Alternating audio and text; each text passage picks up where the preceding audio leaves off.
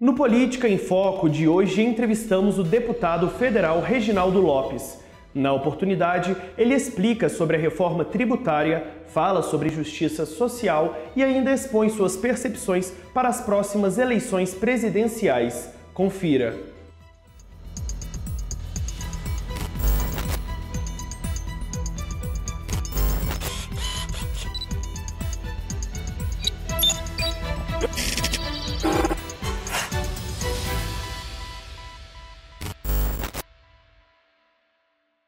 Então, deputado, eu vi que o senhor tem realizado, em diversas cidades de Minas Gerais, a Caravana da Esperança, como foi nomeada, em busca de sugestões e de saberes para contribuir com o legislativo e construir projetos de leis focados em cada município. Queria que o senhor falasse um pouco mais sobre essa iniciativa. Olha, André, o país precisa do verbo esperançar. Nós estamos vivendo um momento de muitas desigualdades. O país voltou para o mapa da fome.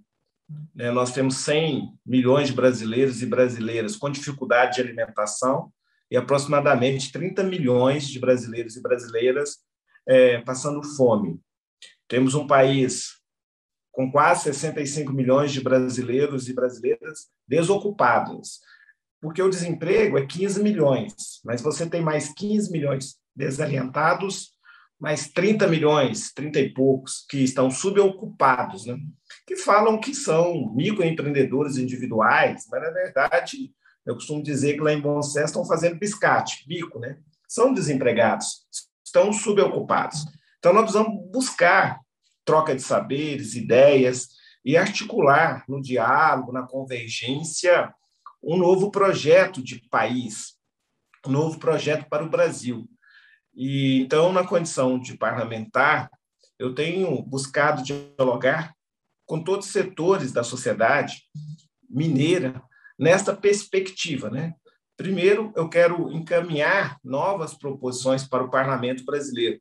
Eu encaminhei inúmeras proposições a partir dessas viagens, dessas rotinas de diálogo, de debates. Posso mais adiante falar de algumas dessas iniciativas parlamentares, mas também encaminhar para os órgãos específicos, ministérios, secretarias estaduais, mas também estou ajudando a coordenar a campanha do presidente Lula para 2022. E nessa perspectiva, eu quero incluir obras do ponto de vista estruturante para Minas, que permitirá a Minas mudar a sua matriz econômica. Minas precisa agregar mais valores no processo produtivo. E nessa perspectiva, é fundamental uma transição da sua política econômica, seja no campo ou na cidade. Nós vamos viver nos próximos anos uma forte transição ambiental, ecológica, digital e processos com muita inovação tecnológica nos meios de produção. Portanto, eu quero contribuir muito com o meu Estado nessa perspectiva. Obrigado pelo esclarecimento, Reginaldo. Você citou a política econômica. Eu vi também que o senhor defende a reforma do sistema tributário, correto? Que o Sim. dinheiro se torne digital. Eu queria também que o senhor explicasse, comentasse um pouco sobre essa ideia do dinheiro se tornando digital.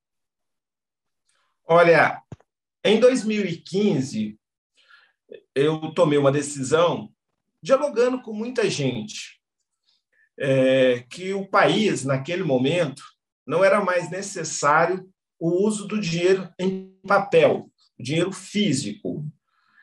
Primeiro porque, em inúmeros municípios, estava ocorrendo explosão de caixas eletrônicos e também tinha muito sequestro relâmpago, saidinhas de banco, que são as senhoras mais idosas, que, ao receber o Bolsa Família, são assaltados na porta dos bancos.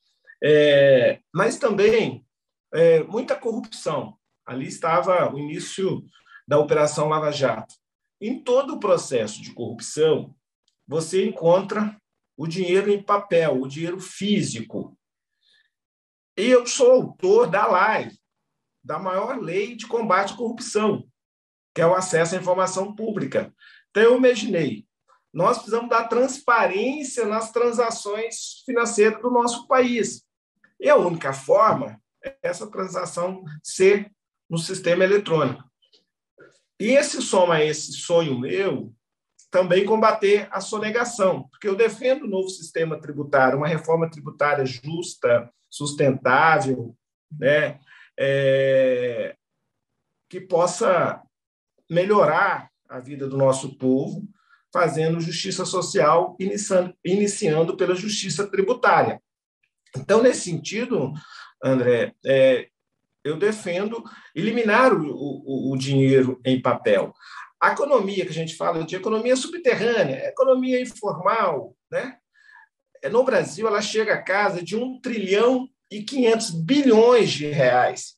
Então, se a carga tributária brasileira é de 30% em média, nós estamos falando que o Brasil, os municípios como Oliveira, municípios de Minas, Bom Sucesso, São João del Rei, Belo Horizonte, os estados, o estado de Minas e o Brasil, então, estão perdendo 500 bilhões de arrecadação. Então, sempre vem aquela discussão, por que a carga tributária é alta? Ah, porque a sonegação é alta. E por que a sonegação é alta? Porque a carga tributária é alta? Então, vamos resolver, vamos combater a sonegação. E para combater a sonegação, não pode ter dinheiro em papel. As transações têm que ser pelo sistema eletrônico, um dinheiro real, com o Banco Central, política monetária, mas um dinheiro virtual. Então, em 2015, eu propus um projeto de lei 48/2015, até hoje. Ele não foi nem aprovado e nem rejeitado, já fizemos vários seminários, audiências públicas para debater esse projeto, mas em 2020, com a pandemia, eu também fiz algumas alterações no projeto para acabar com o dinheiro em papel, né, papel físico, mas agora eu estou apresentando um novo projeto, porque de lá para cá, quando eu iniciei esse debate, os países que não usavam mais dinheiro em papel eram Noruega, Suécia, Dinamarca, Suíça. Agora, quem não utiliza mais dinheiro em papel é a China e a Índia. Agora, nós estamos falando de mais de 3 bilhões de habitantes, né? E nem usam mais cartão, nem é dinheiro virtual, seja pick player, né? Então, em 2020, eu propus a Casa da Moeda se transformar em operadora de cartão de crédito, de débito, né, ao invés de emitir papel moeda, mas hoje eu estou convencido que a Casa da Moeda deveria se tornar um administrador de plataforma de pagamentos, como um pick play, mas um pagamento público, né, do Estado brasileiro, para que o dinheiro brasileiro não fosse todas transações econômicas ficasse apenas na mão do setor privado. Mas hoje eu estou convencido que não só vai acabar o dinheiro em papel físico, como vai acabar com o dinheiro mesmo. O dinheiro não será mais... o dinheiro será extremamente virtual agora. Ele tem um debate no mundo que é o e-dinheiro, né? Então, é uma revolução. A China já começou a fazer o e-dinheiro, que é o e-yuan, ou seja, isso vai permitir, na verdade, no futuro, que os bancos terão que mudar de função, porque os bancões, os bancos enormes, grandes, o Brasil está oligopolizado, só tem 5 grandes bancos, eles apenas a intermediação do Banco Central com o cidadão. O Banco Central emite a moeda, os grandes bancos, pegam aquele recurso num valor X de juros, que são repassados a juros exorbitantes para o cidadão. Com esse dinheiro, isso não será necessário mais, porque o dinheiro será código, será virtual. Então, pode ser uma política direta da política monetária do Banco Central, real, direto com o cidadão. Eu não sei como ficariam os bancos, qual que é o futuro, mas eu posso te garantir, isso será muito bom. Por exemplo, vai acabar o câmbio internacional. Hoje, os Estados Unidos, eles não precisam produzir riqueza para ter seu dólar valorizado. Eles apenas vendem dólar em todas as transações, seja transações comerciais, seja transações a passeio, pelo turismo. Então, todo mundo é obrigado. Se você for, André, para o Equador, você vai ter que comprar dólar, chegar no Equador, vender o dólar e comprar o peso equatoriano. Então, na verdade, eles ganham 2 vezes em transações internacionais. Então, na verdade, quando fizer o dinheiro, o real é peso, são código e transferência. Serão utilizados câmbio automático, não terá câmbio internacional. Então, hoje o Brasil, Minas, que exporta minério, a China tem que comprar duas vezes. Compra o dólar para comprar o minério e o Brasil tem que pegar o dólar e vender e comprar real. Então, ou seja, vai ocorrer uma mudança, uma revolução no sistema monetário mundial. Então, eu estava convencido, como estou convencido até hoje, eu estava certo, como estou certo até hoje, que a saída do país para acabar com a violência, a negação, tráfico, corrupção e modernizar o nosso sistema. Por quê? A partir daí, o que vai ser mais importante não serão as atividades especulativas. O que serão mais importante numa nação serão as atividades econômicas, né? Então, nós vamos ter que, quem quiser ganhar recursos, ganhar dinheiro, terá que ter atividades produtivas e não meramente agiotagem, né? Ou sonegação e nem corrupção. Então, acho que nós estamos aí diante de uma revolução no sistema de moedas no mundo. Entendi, Reginaldo. É bem importante a gente saber ficar mais esclarecido sobre essa reforma no sistema tributário, ainda mais vindo de um economista, né? Mas durante sua fala você também falou sobre a justiça social. E eu sei que o senhor, né, durante seu mandato, tem sempre buscado e lutando para conseguir essa justiça social no Brasil, para a gente chegar, né? Eu queria que o senhor falasse um pouco mais como tem sido esse desafio. Então, André, você toca numa matéria, eu estava falando do sistema de moedas, né? Como seria o sistema de dinheiro no país, se de fato a gente eliminar o dinheiro em papel moeda. No meio, eu tratei do sistema tributário. O sistema tributário, nós fizemos agora uma reforma tímida no imposto de renda. Eu encaminhei favorável, fiz destaques, mas, na verdade, foi muito tímida. Nós precisamos de um novo sistema tributário. Sem justiça tributária é impossível fazer justiça social. Eu estou muito convencido que tem duas causas das nossas desigualdades, André. O Brasil é o país mais desigual do planeta Terra, um dos mais desigual. Muito rico, o Brasil sempre foi a nação mais rica do planeta Terra, mas muito desigual. Então, a nossa riqueza do solo e do subsolo, a nossa biodiversidade, a riqueza cultural do nosso povo, da nossa gente, produziram riquezas na Europa e em vários outros países, mas o Brasil tem uma população empobrecida, desigual, pelo nosso sistema. Primeiro, pelo absurdo que foi 4 séculos de trabalho escravo.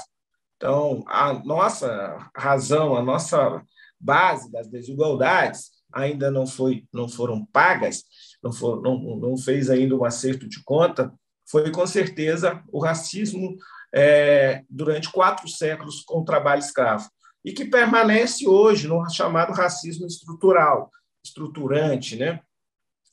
Institucional. Se o Brasil tivesse uma igualdade salarial entre os brancos e os negros, o Brasil teria um PIB com mais de R$1 trilhão. Então, o racismo prejudica o Brasil, prejudica a economia, é inaceitável, né, o racismo que o Brasil vive. Então, essa é a primeira razão da nossa desigualdade. Quando acabou o racismo, quando acabou o trabalho escravo, melhor dizendo, não houve uma reparação de danos. Inclusive, eu apresentei uma PEC 126/2015, quando eu presidi a Comissão de Enfrentamento ao Racismo, propondo uma reparação de danos, um fundo com 3% de IPI para reparar danos, né, ao povo negro, na área da educação, saúde, infraestrutura e moradia. Então, hoje, a segunda razão, a segunda causa da nossa desigualdade é o sistema tributário. O sistema tributário brasileiro, André, é uma máquina de produzir milhões de super pobres e uma máquina de produzir algumas centenas de bilionários. Então, nós vamos mudar esse sistema. E por que eu posso dizer isso? Porque nós temos o pior sistema de tributação do planeta, pode comparar com qualquer outro país. Nós tínhamos, agora melhoramos um pouquinho, o pior sistema tributário em relação às empresas, o imposto corporativo, que era o imposto de renda sobre pessoa jurídica, só perdia para o país de Malta. Por que aconteceu isso? Porque em 95, Fernando Henrique Cardoso resolveu não cobrar imposto de renda de lucros e dividendos e transferiu para as empresas a tributação.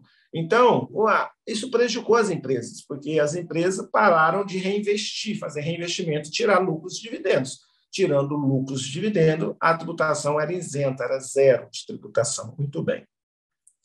Então, nesse sentido, prejudicou o Brasil, ajudou a desindustrializar o Brasil, e o Brasil virou um país primário exportador de commodities, até porque o Brasil cometeu outro erro naquele ano de 95, que foi não tributar o setor primário, chamada Lei Candia, os commodities, a proteína animal, a proteína vegetal, o minério. Então, o Brasil passou a vender tudo isso sem nenhuma tributação. Isso favoreceu também o fechamento das indústrias no Brasil. Para que o cidadão ia comprar, industrializar aqui no Brasil, um empresário, que ele ia pagar 18%. Então, ele vendia para o fora do país a zero de tributação. Então, olha para você ver como é que o sistema tributário ele é importante numa política de desenvolvimento de uma nação, de justiça social. Mas não para por aí. Como o Brasil tem a pior tributação do ponto de vista das empresas que produzem, que empregam gente, porque se a empresa empregar tecnologia artificial, for meramente exportador, não paga nada. Então, quem não pode empregar gente. Então, nós tributamos o trabalho. É um erro tributar o trabalho, a folha de pagamento, as empresas. E nós tributamos também o consumidor. Outro crime que o nosso sistema tributário comete contra a economia. O consumidor no Brasil ele paga mais de 60% de tributo. O imposto indireto, o imposto sobre consumo, é quase 60%. Então, o cidadão aqui em Belo Horizonte, em qualquer cidade desse país, que ganha R$ 1.100, ele está pagando mais de 50% de tributação. Ele está sendo roubado, essa é a palavra, em R$ 600. E o Brasil vive com, em média, 80% dos trabalhadores brasileiros ganham 2 salários mínimos, 2 salários. Então, nesse sentido, nós estamos prejudicando a economia brasileira, porque se ele morasse nos Estados Unidos, se ele morasse em 34 países da OCDE, os países mais ricos, ele pagaria no máximo 15%. Então, ele não pagaria R$ 600, ele pagaria 500, R$ 150, sobraria para ele mais R$ 350. 2 auxílios financeiros, 2 Bolsa Família. Então, é um crime. Mas como é que vivem as outras economias se não tributam o imposto corporativo das empresas, o trabalho e não tributam o consumidor? Eles tributam renda e patrimônio. Então, 80% da tributação em países civilizados do capitalismo, estou falando nada de socialismo e comunismo, dos países capitalistas, eles tributam 80% a renda, o lucro e o patrimônio. O Brasil tributa 80% a folha de pagamento e o consumidor. Então, nós somos um país totalmente invertido, o sistema tributário. Por isso, ele se transformou numa máquina de produzir milhões de superpobres e uma máquina de produzir centenas de bilionários. Então, está errado o nosso sistema. E por que isso é grave? Porque o nosso sistema, o nosso PIB, a conta que a gente fala da riqueza do Brasil, que a gente mede a riqueza do Brasil, a chamada conta do PIB, Produto Interno Bruto, são 4 continhas, O consumo de famílias, os investimentos públicos e gastos públicos, investimento privado, exportação e importação. Então, essas 4 continhas, a primeira conta mais importante é a conta consumo de família, que é responsável por 80% do PIB brasileiro. Então, se consumo de família só existe, André, se de fato as pessoas tiverem dinheiro para consumir. Então, tem que ter emprego, tem que ter renda, tem que ter direito previdenciário, tem que ter direitos trabalhistas. É assim que a economia brasileira pode crescer, poderá crescer. Quando você tira dinheiro do consumo das famílias, que você está tributando diretamente, você está fazendo que 80% do povo brasileiro diminua a capacidade de compra e, portanto, 80% de obstáculo para o PIB crescer, para a economia brasileira crescer, gerar oportunidade, gerar mais igualdade, gerar mais condições de crescimento da economia brasileira. Então, um pouco por aí, por isso que você está correto, nós precisamos de uma profunda reforma tributária nos impostos indiretos e nos impostos diretos, que nós fizemos foi um pequeno ajuste na tabela de imposto de renda agora na semana passada. E eu queria saber quais foram as suas iniciativas como economista para evitar o avanço dessa crise econômica durante a pandemia aqui no Brasil? Primeiro, André, eu defendi que o Brasil, no início da pandemia, poderia ter feito uma expansão monetária. Você tem a teoria geral da moeda, que é a velocidade da sua circulação versus produção e inflação. E, na minha opinião, muitos países eles fizeram o caminho pela expansão monetária. E agora, pós-pandemia, estão fazendo o caminho de um conjunto de obras públicas, ou seja, o Estado no centro da recuperação econômica. Países liberais, como nos Estados Unidos, Joe Biden acabou de anunciar 30 trilhões em obras públicas, 4,3 trilhões de dólares. O Brasil está no outro caminho. O Brasil fez um caminho de endividamento, né, e, ao mesmo tempo, não aplicou nada desse 1 trilhão que foi gasto em obras estruturantes, em obras públicas.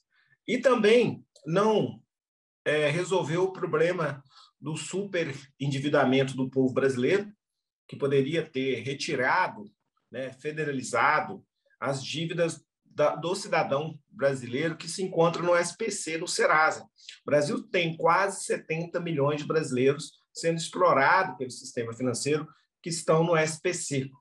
Então, o que eu apresentei dentro desse conjunto de olhares, saberes, percepção? Que, de fato, o Brasil poderia, primeiro, ter criado uma política de obras públicas. Eu sugeri, eu tenho defendido que o próximo presidente da República, ou o atual, deveria colocar 5 trilhões em obras públicas. É fundamental. Acho que em 4 anos, em 5 anos, geraria 10 milhões de empregos, ia destravar a roda da economia ia voltar a girar, e quando a economia gira, induzida pelo setor público, o setor privado retoma os seus investimentos. O setor privado passa a investir. Isso não foi feito. Também defendi que o Brasil deveria, antes da pandemia, porque a realidade do povo brasileiro, é bom dizer, né, que já era muito difícil. Talvez a pandemia até adiou a convulsão social, porque a economia recebeu mais de R$1 trilhão de expansão, de título da dívida pública, de expansão monetária, vamos dizer assim, que permitiu aí uma renda básica para milhões de brasileiros. Mas eu defenderia e defendo que isso pudesse ser feito antes da pandemia. Em 2019, eu apresentei o projeto de renda básica universal. Sabe por quê? Porque o Brasil, antes da pandemia, tinha 100 milhões de brasileiros e brasileiras com R$413. Inclusive, se você pegar meu projeto na Câmara dos Deputados, eu propunha R$600, porque eu defendo que nenhum brasileiro, nenhuma brasileira fique com uma renda menor do que um salário mínimo. Pela aquela continha do PIB que eu falei anteriormente, que o PIB é dependente do consumo de famílias. Se ele é dependente, é importante que as famílias tenham renda ou trabalho. Então, quando veio a pandemia, eu defendi novamente. Eu tinha apresentado em 2019, aí, início de 2020, lá para março, eu apresentei, então, o auxílio financeiro de R$600 enquanto durar a pandemia e depois no processo de reconstrução da economia. Porque a economia ela não retoma imediatamente, até porque antes da pandemia o Brasil já tinha 100 milhões de pessoas com R$413 por mês. Então, esse é o meu olhar. Então, falta um olhar do governo onde ele coloca o Estado no centro da retomada econômica, no centro, como indutor da economia. Mas também apresentei algumas soluções. O Ciro Gomes falava muito em tirar as pessoas do SPC. Ele não apresentou a ideia fechada, amarrada, concluída. Mas eu fui atrás da ideia dos princípios do Ciro Gomes. Estou falando ele aqui por compromisso com honestidade intelectual. Mas busquei em Portugal, o governo Antônio Costa, ele chamou de geringonça, ele tirou o país de uma crise de quase 40% de desempregados e conseguiu retomar a economia de Portugal. E uma coisa que ele fez foi tirar o povo do SPC, criando a chamada falência pessoal, que eu chamei de insolvência pessoal, insolvência civil. Então, eu também defendo que o Banco Central, na pandemia, reapresente um projeto dizendo o seguinte: o Brasil tem hoje, André, mais de 2 trilhões de reais depositado há mais de 12 anos no Tesouro Americano, as reservas cambiais criado no governo do presidente Lula, com as exportações e importações, e que estão lá com juros zero. O Brasil poderia trazer parte desses recursos para o programa, para tirar o brasileiro do SPC. Porque um cidadão ganha R$1.000, porque desses 70 milhões de brasileiros no Serasa, no SPC, em média, 3.860.000 a dívida, na média, mas mais da metade é pouco mais de R$1.000. Mas o cidadão que deve R$1.000 no cartão de crédito ou no sistema de cheque especial e ganha R$1.100, ele é roubado R$300 por mês de juros, juros sobre juros. Então, você está retirando a renda do trabalhador que poderia cuidar melhor da família dele, melhorar a economia crescer, e está enviando para os mesmos, para 5 famílias que mandam no sistema financeiro brasileiro. Isso é parte do problema. Eu apresentei essa solução, ainda não conseguimos aí maioria para aprovar esta minha proposição. Mas apresentei também tirar os hospitais. Aí Oliveira tem um hospital, Belo Horizonte, todos os lugares. O que acontece? Tem 1.700 hospitais que estiveram na linha de frente do Covid-19, da média e alta complexidade, que trata o povo brasileiro no SUS, no Sistema Único de Saúde, mais de 70% dos procedimentos, que são subfinanciados, que também devem 30, 35 bilhões para o sistema financeiro. Por que eu apresentei que o BNDES, e esse projeto está tramitando, para tirar essas pessoas também do sistema financeiro e levar para o sistema de financiamento público, com taxa Selic, sem prêmio, juros zero. Né? É uma saída para salvar os hospitais, tirar os hospitais da ciranda financeira, né, do custo financeiro que eles estão submetidos. Então, esse projeto também tramita na Câmara dos Deputados, recebeu um parecer favorável agora da minha amiga deputada Benedita Silva, mas na época o governo topou. Ele criou uma linha na Caixa Econômica Federal de 5 bilhões. Não foi o juro que eu imagino que seja justo, que é só taxa Selic. Ele colocou prêmio. Então, ficou em torno de 10%. Mas é melhor do que 50% no sistema privado de crédito, né? É lógico que é um juro mais subsidiado, mas o ideal seria a taxa Selic. Naquele momento, a taxa Selic era 2%, agora é 4,25%. Então, também eu defendia a retirada do sistema dos hospitais filantrópicos, desse sistema financeiro, dessa ciranda financeira, da agiotagem do sistema bancário contra esses cidadãos, contra essas instituições, melhor dizendo, né? Contra os cidadãos também, porque, na verdade, tem 70 milhões de brasileiros na mão do sistema financeiro, cartão de crédito, né, esses créditos rotativos, né, créditos de cheque especial e tal. E apresentei aí um conjunto de outras soluções. Né? Apresentei a reforma tributária, defendi cobrar imposto sobre regulamentação de imposto sobre grandes fortunas. Eu sei que não é uma fonte de arrecadação significante, mas é justo cobrar. Né? Temos que alterar a lei sobre transferência de herança. Apresentei lucros e dividendos, que nós aprovamos semana passada na Câmara. Né? Apresentei acabar com o juro próprio, a eliminação do juro próprio sobre capital, né? Juros sobre capital próprio, melhor dizendo, também nós conseguimos essa vitória. Então, a gente apresentou aí um conjunto de proposições. Né? Eliminar o princípio da Lei Candir. Eu acho que a Lei Candir, que proíbe estados e municípios tributarem na exportação, é um crime federativo, porque esse imposto não pertence à União, pertence a estados e municípios, aos subnacionais. Então, quem deveria, na verdade, dizer se vai ou não tributar é os subnacionais. A União proibiu essa tributação e não faz a compensação adequada aos estados e municípios. Então, também defendo revogar esse princípio e dar liberdade aos subnacionais, porque nós somos uma república federativa do Brasil. E do jeito que a União fez, parece que nós somos, na verdade, um Estado, né? Um único Estado, né? Onde a União manda e os subnacionais não têm papel, não têm importância e não têm autonomia para nada. Então, o nosso sistema federativo também precisa ser revisto. Então, um pouco das nossas ações. Né? Eu defendo até hoje que o Brasil deveria criar essa renda básica universal. Eu acho que pós-pandemia tem um projeto em rediscutir o Bolsa Família, mas o ideal era que a União tivesse 2 projetos. Um projeto que é garantir trabalho ou renda para todo mundo, e o segundo projeto eu tenho defendido, aí eu como economista, como militante, como cidadão, eu já fiz mais de 300 reuniões técnicas, sabe, André? Eu estou convocando os municípios a mudar o conceito. Eu acho que os municípios são responsáveis também, não só pela distribuição de riqueza, mas pela produção de riqueza. Então, eu criei um projeto que eu estou chamando de FEMEC, um Fundo Municipal de Empreendimento Coletivo, Qualificação e Inserção Profissional. Ele trabalha o binômio entre quem distribui riqueza deve produzir riqueza.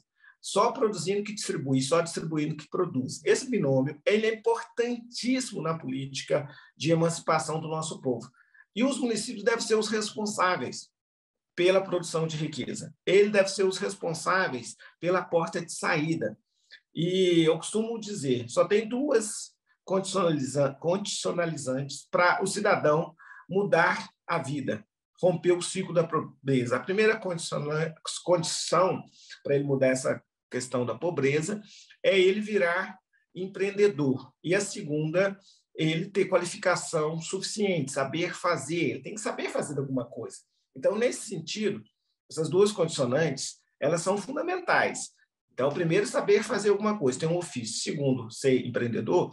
Ela não conseguirá esse objetivo, o cidadão, a pessoa, se não tiver um fundo público que financia estas 2 condicionantes, né? Qualificação e inserção. Não é só qualificação, tem que ser ciclo completo. Quando o município vai fazer uma política de qualificação, ele tem que garantir a qualificação, dar uma renda à qualificação, depois garantir a inserção e dar uma renda a trabalho. Então, é o fundo fazendo o papel de uma incubadora de empresa. Então, eu estou defendendo que o município crie um fundo contábil, financeiro, orçamentário, né? E que parte da arrecadação vá para esse fundo, e esse fundo tem um conselho de gestão paritário da sociedade civil, soberano, 50% da sociedade civil, 50% do poder público, Câmara e todas as suas secretarias municipais, para decidir aonde e qual qualificação e quais empresas serão compradas, serão montadas. Então, não adianta qualificar. Vou dar um exemplo aqui. Se for, vamos transformar Belo Horizonte num polo exportador de cerveja artesanal. Muito bem. Então, tem que pegar os jovens que querem ser mestres cervejeiros na periferia, num bairro popular. Vamos qualificar durante 3 meses, teoricamente, ponto de teórico, e depois nós vamos colocar eles para trabalhar numa empresa, do associativismo, do cooperativismo. E vamos pagar o galpão, vamos pagar as máquinas e vamos dar uma bolsa de trabalho. Então, é isso que eu estou propondo. Uma nova matriz econômica descentralizada nas pequenas cidades, nas médias cidades e nas periferias do Brasil, induzido por um fundo. O povo brasileiro é empreendedor, mas ele é empreendedor de maneira desorganizada, desorientada, de maneira voluntária. Eu estou propondo olhar o empreendedorismo de maneira induzida, coordenada, incubada, monitorada, avaliada, financiada pelo fundo dos municípios. Então, eu estou defendendo muito que chegou a hora dos municípios, os vereadores, secretários, prefeitos, a sociedade civil mudar de comportamento, mudar de postura e, além da distribuição de riqueza, seja um agente produtor de riqueza, né? E esse fundo ia equipar as prefeituras de vários instrumentos, escola-fábrica, cada cooperativa dessa virou uma escola-fábrica, parte na produção e parte escola-fábrica, ensinando outras pessoas a aprender uma profissão. Pode ser administradora de plataformas de venda online, plataformas de carona compartilhada, pode virar um banco digital, operadora de crédito, de microfinança, de finança solidária, fundo garantidor para empréstimo nos bancos do cooperativismo, a securitização de dívidas ativas, troca de mercadorias para as entidades do terceiro setor, ou seja, escambo, que é a moeda mais antiga do planeta, é escambo, né? A pessoa transformar a dívida em produto, numa moeda social, ou seja, dá para fazer muita coisa. Então, eu tenho também percorrido e já fiz 300 reuniões técnicas com nesses 300 municípios e estou percorrendo a Caravana da Esperança, levando essa proposição. Eu tenho, e quem quiser, se pedir a vocês, eu coloco à disposição o projeto de lei que cria o fundo, o decreto regulamentador do Conselho Gestor do Fundo e o regimento interno de funcionamento do fundo. Eu estou à disposição para compartilhar esse saber, esta ideia com quem queira implementar no seu município. Muito obrigado, Reginaldo, de novo, pelo esclarecimento. Agora a gente vai falar um pouco sobre a política no âmbito federal.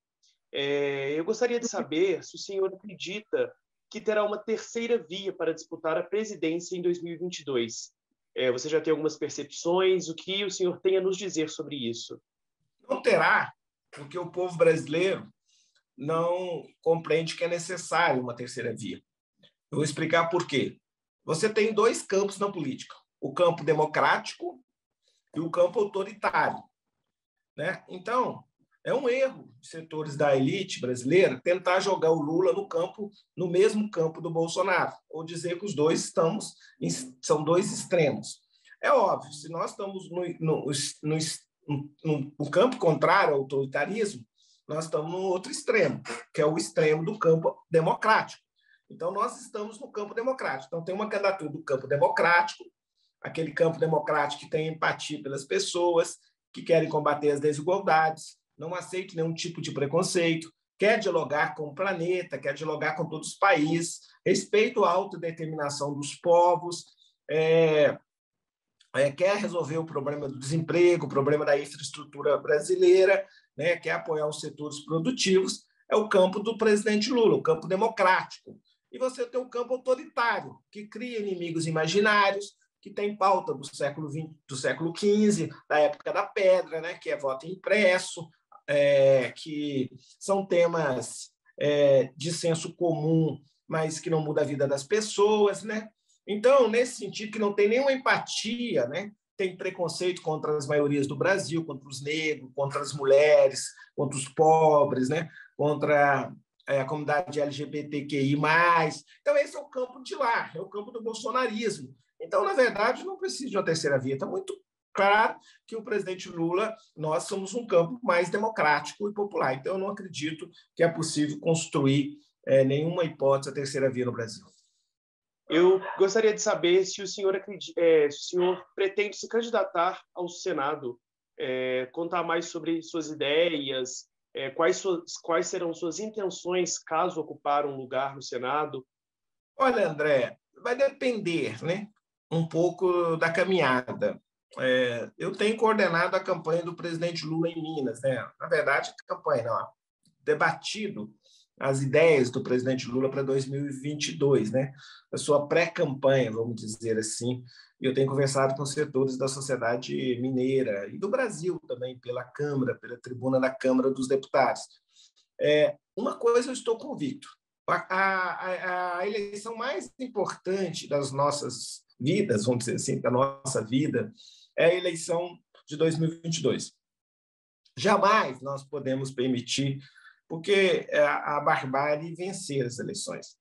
Porque eu acho que o bolsonarismo não tem nada de bom para debater com o país. Então, o primeiro compromisso meu é com a libertação do país, né? Voltar a ter um governo capaz de dialogar com todos, né? Estadista, que tem empatia pela nossa gente, que quer resolver os grandes desafios do Brasil. Então, esse é o primeiro compromisso. Segundo, é evidente que, para resolver os grandes gargalos de Minas, Minas precisa de uma transição na sua matriz econômica. Minas precisa de uma diversificação mais econômica. Minas precisa resolver o problema das estagnações regionais da sua economia. Minas tem muita potencialidade. Minas é um país. Então, nós precisamos fazer um modelo econômico para Minas e nós vamos resolver alguns problemas históricos em Minas Gerais. E, para isso, é evidente que eu preciso de um novo projeto de união, de país, né? Um novo presidente da República. Eu falei anteriormente, o nosso modelo federativo é muito, muito concentrador na união, né? Então, nós somos muito dependentes de uma política correta da União para que, de fato, os estados e os municípios possam avançar ainda mais, né, nesta perspectiva. Então, para o nosso sistema federativo ser como ele é, eu acho que nós vamos, então, para resolver os problemas de Minas, ter um alinhamento com a política federal. Nessa perspectiva, eu me coloco à disposição, né, para debater a questão da candidatura ao Senado. É lógico, eu vou ouvir minha gente, eu vou ouvir meu povo. Tem muitas regiões que compreendem a universidade, escolas técnicas, a juventude compreende que o meu mandato, nosso mandato, tem uma importância no parlamento brasileiro. Então, eu vou ouvir, né, e a partir dessa escuta, né, a partir desse diálogo, dessas caravanas, nós vamos definir qual será o caminho, né? E também vamos construir muito com o programa de governo do presidente Lula, né? Nesse sentido, qual que seria o melhor caminho, como que a gente vai construir os palanques nos estados para a candidatura do presidente Lula. Nessa perspectiva, eu me coloco à disposição, porque eu estou colocando à disposição de Minas e do Brasil, né? Eu tenho convicção que é muito melhor para Minas um novo presidente da República. Lógico que eu sou do partido do presidente Lula, eu respeito quem pensa diferente, mas eu estou muito convencido, muito convicto que o melhor para o Brasil agora é a volta do presidente Lula para fazer essa transição e para não permitir algum tipo de autoritarismo, né? Ou de algum tipo de rompimento com o Estado Democrático de Direito. Então, acho que, nesse sentido, o mais preparado, que está mais maduro, que tem experiência, é o presidente Lula. Então, eu estarei à disposição dele. Então, nós vamos conversando. Tem disposição, sim, de compor, em especial o Senado. Eu acho que o Senado é um espaço importante de debate, né? Porque o nosso modelo bicameral, né, facilita alguns temas começarem pelo Senado. Mesmo eu sendo contra, eu acho que o Brasil deveria fazer uma reforma no sistema de representação do Senado. Às vezes eu acho que o modelo brasileiro ele deu muito poder ao Senado do ponto de vista do papel legislativo, né? O Senado acabou sendo uma casa legislativa também, mas essa é a realidade hoje do nosso sistema legislativo brasileiro. É duas câmaras, é bicameral.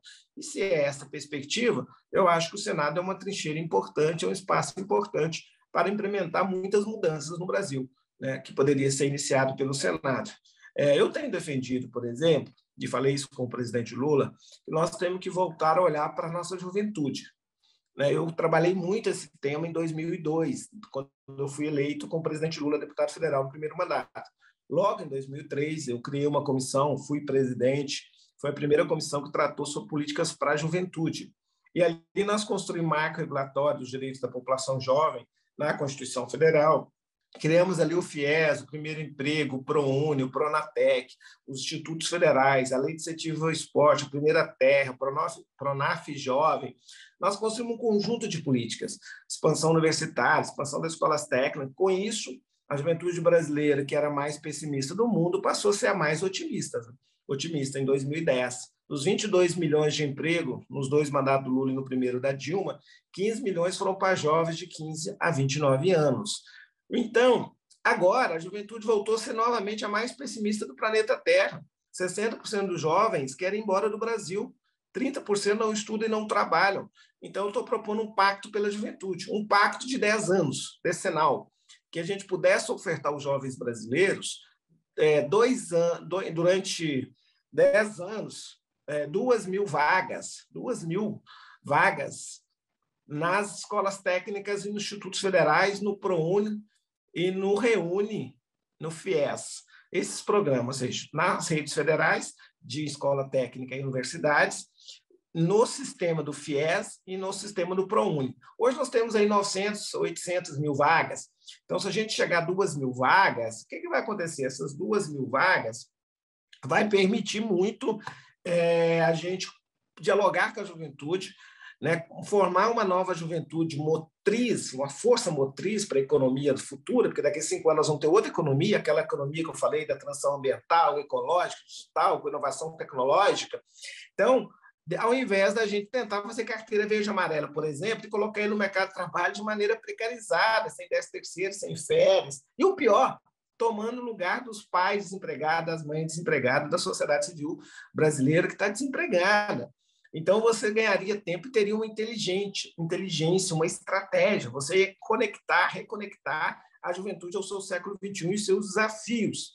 E aí, lógico, garantir uma bolsa permanência desses jovens, porque o acesso é parte do problema, mas a solução também é a permanência. Então, com a Bolsa de Permanência, uma política nacional de assistência social, que eu sou autor, inclusive, de um projeto nessa natureza.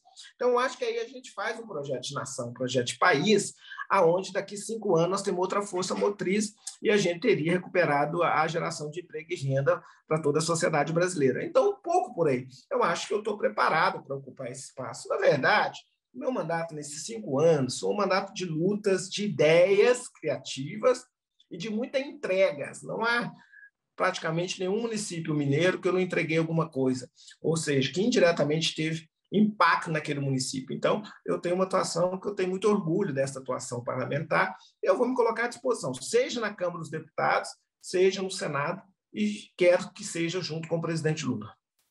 Tá ótimo, Reginaldo, obrigado. E eu vou te fazer uma pergunta agora, que foi uma emissora afiliada à MIRT que enviou para a gente, e diz que a pandemia da Covid, né, afetou também os setores da radiodifusão, e não só as emissoras comunitárias. Além você tem algum projeto, já fez algo semelhante para evitar esse impacto durante a pandemia nas emissoras comerciais e educativas? O projeto que eu apresentei durante a pandemia foi para dar um auxílio financeiro às rádios comunitárias educativas, não comerciais, porque essas rádios, as suas atividades econômicas, que fazem o apoio cultural, ficaram fechadas por causa da pandemia. Isso prejudicaram muito o funcionamento. Então, foi a ideia de criar uma subvenção financeira de R$10 mil, né? Durante a pandemia, com a obrigação das campanhas oficiais e todo combate ao fake news, à desinformação, tendo como compromisso desses veículos. Mas eu compreendo, eu quero aqui me colocar à disposição também para a gente discutir. Eu acho que tem um erro grave nas campanhas e nas publicidades oficiais dos governos e de todos os governos. Estava conversando muito isso com o Mairink, em Divinópolis, nessa semana. Tem muitos erros, né? Todos prometem uma campanha descentralizada. O Brasil é muito grande, Minas são várias, o Brasil é continental, então nós precisamos garantir, né? Eu tenho acompanhado agora, em Minas tem essa proibição da questão das reeducativas, né? De receber os patrocínios oficiais, que são um absurdo, né? Eu vou estar trabalhando para reverter, tem dificuldades em Brasília também, em outros tipos de divulgações de campanhas oficiais. Eu me coloco à disposição. Não se faz democracia sem liberdade de imprensa. Não se faz democracia sem veículos fortes, né? Sustentáveis. Portanto, pode ter certeza que eu sou o maior aliado da boa comunicação e dos veículos de comunicação. Sou um vocacionado à democracia. Eu acho que não tem nenhum outro modelo fora da democracia. Fora da democracia é a barbárie, né? Então, eu conte comigo e me coloco à disposição. Eu vou só, para finalizar, a gente está criando na MIRT uma campanha de rádio, né? Porque o rádio completa 99 anos neste mês de setembro. E, para finalizar, eu gostaria que o senhor passasse uma mensagem para todo mundo que vai ouvir, para o rádio, de valorização ao rádio, à MIRT e aos mineiros que vão assistir esse programa. Então, eu quero fazer uma homenagem aos 100 anos do rádio no Brasil. A primeira transmissão foi no dia 7 de setembro, né? No centenário da independência, pelo presidente Epitácio Pessoa. Logo depois sumiu o mineiro, né? Presidente Arthur Bernardes. E então, agora já são 100 anos. Então, e ao mesmo tempo que nós vamos comemorar o bicentenário da nossa independência. Eu acho que uma verdadeira dependência brasileira é o exercício pleno da cidadania, né? Um povo conectado culturalmente com seu século. Então, isto é fundamental, o trabalho dos veículos de comunicação. Então, nessa perspectiva, nós precisamos fortalecer cada vez mais a democracia e a liberdade de imprensa. Eu tenho muito orgulho, porque eu sempre tive isso como conceito. No meu primeiro mês de mandato, eu apresentei o PL 219/2003, que criou a Lei de Acesso à Informação Pública, O sigilo passou a ser exceção, a regra é a informação, né? A regra é a democratização, tratar as informações como um direito, um bem do cidadão, do consumidor, da sociedade, né? Do cidadão, melhor dizendo. Então, pode ter certeza que nessa comemoração do nosso bicentenário, o que pese a dura realidade que nós estamos vivendo, né, de superação da pandemia, entes queridos que nós perdemos, são mais de 600 mil famílias enlutadas, empresários, 8 milhões endividados, 70 milhões de brasileiros no SPC, uma concentração de riqueza enorme, mas isso tem que dar força para que a gente possa reconectarmos todos e trazer novas ideias e que essas ideias possam mudar esta realidade. E aí eu termino citando um poeta, um escritor, né, paraibano, né, nordestino, o Ariano Suassuna, né, que ele dizia que também ser pessimista não resolve nada, né? Que o pessimismo e o pessimista é o pior amigo. Mas também que dentro de uma realidade social do país, ser muito otimista pode parecer um pouco ingênuo, mas que talvez o melhor seria ser um realista esperançoso. Então, tendo em vista a realidade do nosso país nesse momento, eu me encontro muito na fala do Ariano Suassuna, dizendo que eu sou um realista esperançoso. Eu acredito na minha gente, eu acredito no meu povo, eu acredito no meu país, e eu acho que a gente pode sim, principalmente com a cidadania plena, que as rádios, né, que vão completar 100 anos, ajudam no dia a dia a formar esta opinião, essa massa crítica, a gente mudar essa dura realidade. Então, baseado tanto no nosso saudoso Ariano Suassuna e também no centenário de nascimento do Paulo Freire, que falava muito na esperança, do verbo esperançar, eu espero que a gente possa esperançar as pessoas e a gente fazer um grande movimento e mudar a nossa realidade e iniciar aí, né, o bicentenário da independência, construindo a verdadeira independência brasileira, que seria as pessoas terem salário, as pessoas terem renda, as pessoas terem trabalho, as pessoas tendo teto, as pessoas tendo terra, né, as pessoas cada vez mais felizes. Então, pode contar conosco que o que me move é sempre a esperança. Muito obrigado por todo o esclarecimento, as explicações acerca dos assuntos que eu citei aqui. Muito obrigado, André, e sigamos todos aí na luta e na esperança. O Política em Foco com o deputado federal Reginaldo Lopes fica por aqui. Te encontro na próxima quinta-feira com o deputado estadual Mauro Tramonte. Até lá!